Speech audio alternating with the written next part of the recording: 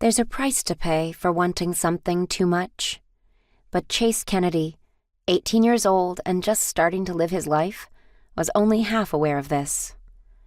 Standing beneath the string of lights he'd carefully arranged over the cobblestone path in the backyard of his childhood home, he ran his hands through his thick, black hair for the umpteenth time, disregarding the fretful hour he'd spent styling it for this evening.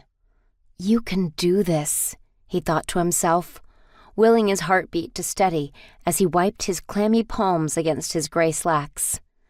Deciding the collar of his white button-up was too tight, he clumsily undid the first 2 buttons. The night air is a mix of pine from the forest just beyond the backyard and roses he's picked for her. As he waited for her arrival, giddy from the recklessness of his proposal, his focus was on the future he'd created inside his head. "Chase?" A whisper.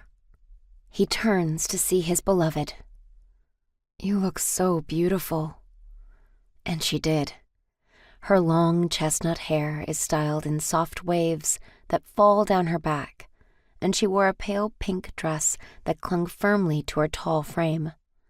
Of course, they were both young and new to the world, but Chase knew there would never be another woman quite as beautiful as her. Gently, he wrapped his fingers around her arm and guided her through the path where he set the table with roses and dinner. She gasps and hooks one slender finger around the delicate, gold heart-shaped pendant on her neck.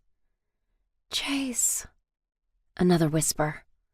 She seemed confused, almost flustered by his movements. For a split second, Chase thought about giving up and calling this an innocent dinner to celebrate their 2nd year together, nothing more. But he gave up this idea as soon as it came to him. So blinded was he by the image of her dressed in white. Before she had the chance to commend the table setup, from the expensive dishware that his mother only used for special occasions, and the Polaroid pictures of the past year together displayed on twine, to the candles burning vividly and the string lights as bright as the summer sun, he kneels before her. "Willow Harris," he said. She held her breath, waiting, disbelieving.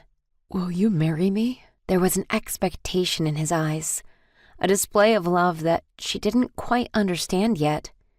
When Willow looked at him, she saw herself in his eyes, except it was a version of herself she wanted to be rid of.